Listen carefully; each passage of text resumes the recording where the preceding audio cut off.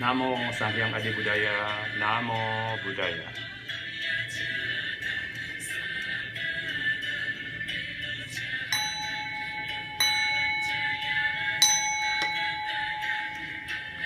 Ya, selamat pagi, selamat siang, selamat sore, selamat malam, dan selamat bertemu kembali kepada teman-teman semuanya penggemar Tamu Ki Ananda. Judul yang akan kami sampaikan pada kesempatan kali ini adalah resiliensi. Kami sangat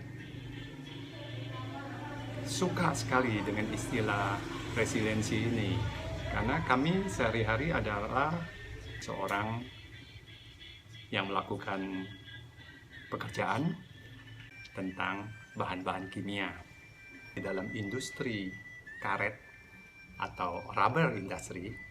Itu ada istilah teknis memang yang adalah resilience. Nah, resilience ini sangat berkesan di dalam diri kami, yaitu punya pengertian yang sangat bagus sekali. Kalau kita melihat komponen karet itu kan kenyal ya, jadi kalau kita lihat karet itu memang ada beberapa nilai-nilai parameter teknis yang artinya kalau dia punya resilience ini bagus, artinya dia karet ini bisa meredam ya, dan juga bisa mengembalikan ke posisi semula. Nah, itulah yang kami lihat bahwa kata resilience ini sangat berkesan di hati kami, yaitu sangat buddhistik sekali bahwa di dalam diri kita ya, apapun kondisi yang kita hadapi pada saat kita menghadapi masalah ataupun gangguan ya, kita harus bisa cepat memulihkan diri kita kembali ke seperti semula. Nah, seperti semula ini tentu seperti yang sekarang ini, yang posisi netral ya, tidak pada posisi yang terpuruk ataupun sakit atau apa, tapi tidak pada posisi yang terlalu bergembira juga. Nah, ibarat per juga ya, per atau pegas.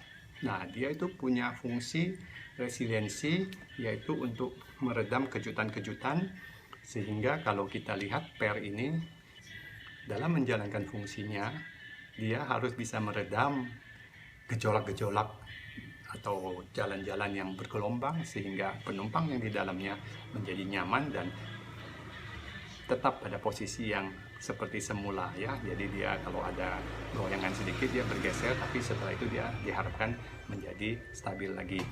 Nah, itu salah satu parami yang kita mau jelaskan, yaitu santi ini atau kanti, yaitu kesabaran.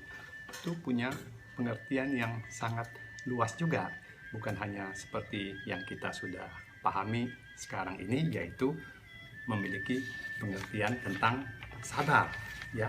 Tapi sabar sampai gimana? Sabar itu ternyata harus punya efek resiliensi yang tinggi. Jadi dia bisa meredam gejolak-gejolak yang kita rasakan, bahwa kita sedang marah, sehingga kita bisa meredam amarah itu dan kita bisa membuat menjadi netral dan menjadi normal kembali. Nah, itulah fungsi praktek kita mengenai kanti atau santi parami ini. Jadi resilience ini kita harus latih ya, kita harus latih untuk supaya kita bisa menghadapi gejolak-gejolak kehidupan di dunia luar ya, di dunia sehari-hari gitu. Nah, seorang Zen Master Thich Nhat Hanh suatu saat dia diwawancara di Amerika Serikat, dan pada saat dia diwawancara, dia ditanya, kenapa Anda meninggalkan negara Anda, Vietnam ya, yang sedang berperang, kenapa tidak pergi membantu?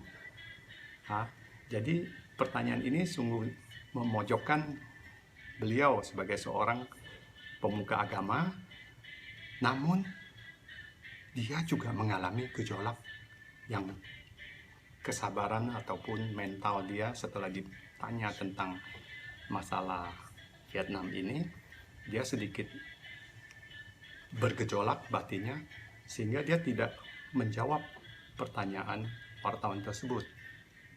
Dia hanya menarik nafas dan pergi keluar sebentar, jalan. Ternyata yang dilakukan, dia melakukan perenungan dahulu, jalan, menormalkan amarahnya yang dia ditanya dengan pertanyaan yang tidak disukai. Baru setelah dia bisa menstabilkan dirinya, dia kembali lagi dan jawab pertanyaan wartawan itu bahwa sebenarnya ini sih masalahnya di negaramu yang membuat porak-poranda Vietnam. Jadi pertanyaan ini yang harus ditanyakan kepada negaramu, bukan kepada kami. Kami hanya sebagai korban, begitu kan?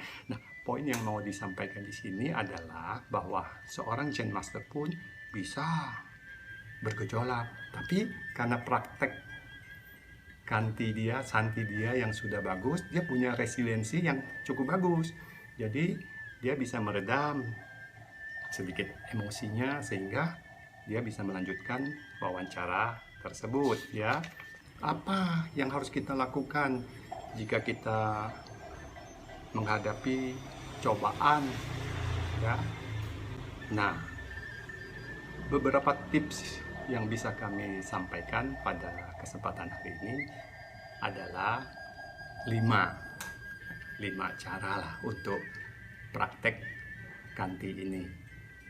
Memang ada banyak cara yang lain-lain juga, itu tergantung masing-masing. Tapi yang kami ingin sampaikan ada 5, yaitu kalau kita mau mempraktekkan santi ini sehingga kita memperoleh resiliensi yang tinggi, ya, kita harus belajar dari mereka yang sabar. Nah, kami melihat Thich Nhat Hanh, seorang Zen Master yang sudah mempraktekkan kesabaran yang sangat luar biasa. Nah, itu kami melihat sebagai patokan. Kami belajar dari beliau. Nah, itu bisa kita figur yang lain, siapapun, ya. Jadi kita belajar dari mereka yang sehari-hari itu terlihat sabar, gitu, mempraktekkan santi ini, ya. Nah, yang kedua, jika kita menghadapi gejolak-gejolak batin, kita mungkin hening sejenak, atau kita bahasa sederhananya itu kita tarik napas dalam-dalam, kita hembuskan secara perlahan-lahan. Nah, yang ini yang sudah dilakukan oleh Master Zen Thich Nhat Hanh tadi, ya. Jadi kalau kita sudah menghadapi sesuatu yang bergejolak batin kita tahan dulu, tarik napas dalam-dalam, kita keluarkan perlahan-lahan, ya. Nah, yang ketiga apa? Fisik ataupun badan kita. Badan kita itu harus sehat. Nah, jadi jaga kebugaran. Banyak cara untuk menjaga kebugaran. Misalnya dengan olahraga teratur, ya. Kita bisa melakukan Nianfo, ya. Nianfo, ya. Membacakan sutra, ya. Atau kita juga bisa membacakan parita. Itu secara tidak langsung itu meningkatkan tingkat awareness kita sehingga tubuh kita pun akan menjadi lebih bugar, gitu, yang sudah kami alami ya selama ini. Kebugaran tubuh yang baik, fisik yang baik ini kita pakai untuk meningkatkan daya resiliensi tadi, ya, santi tadi, kesabaran tadi, ya, untuk meredam amarah-amarah yang kita hadapi di dunia luar sana, begitu loh. Sangat bagus sekali untuk meningkatkan kebugaran, ya. Di samping itu, kalau misalnya mendengarkan lagu-lagu yang meditatif, ya, yang ini bagus, itu bisa meningkatkan hormon-hormon tubuh kita yang baik sehingga kita bisa mendapatkan kebugaran yang baik, ya. Nah, satu lagi untuk meningkatkan kebugaran kita itu sebenarnya harus tidur cukup, ya. Kalau kita tidak tidur cukup, ya, tentu sulit untuk mendapatkan kebugaran, sehingga kalau kita bangun tidak mendapat tubuh yang segar, kita kurang tidur, kita pasti ketemu sedikit, ya, pasti bisa emosi kita tersulut. Kita tidak bisa mempraktekkan santi parami ini, jadi cenderung sangat tidak sabar. Kena senggol sedikit, kena misalnya pagi minuman belum tersedia, langsung emosi kita timbul gitu ya. Jadi kalau badan kita segar ya, terus kita juga tidur cukup, jadi itu mungkin akan bisa meningkatkan resiliensi kita dalam menghadapi kesabaran ya. Nah, yang keempat yaitu jangan selalu menggunakan kata-kata yang negatif seperti yang tidak produktif, tidak bagus ya. Kata tidak itu jangan ya.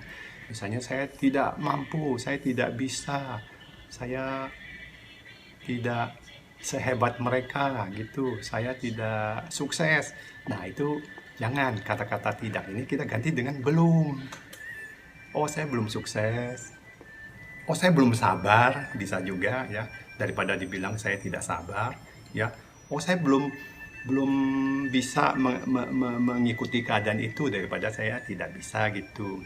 Saya tidak suka makanan ini, oh saya belum ketemu seleranya dengan makanan ini ya. Jadi kata-kata yang tidak itu kita jangan dipakai, yang lebih baik kita pakai kata belum. Nah yang kelima ini juga bagus sebenarnya, dari tips yang ingin saya berikan, yaitu melihat masalah harus dari berbagai segi ya.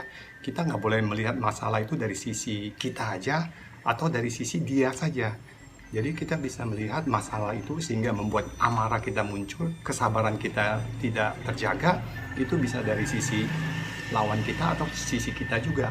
Nah kalau misalnya kita dalam melakukan perjalanan kan kadang-kadang di luar, kita di jalan raya itu, itu saya sering tuh mengalami itu, ada yang nyerobot jalan kita. Aduh, kita mau sabar mau gimana gitu, jalan kita diserobot.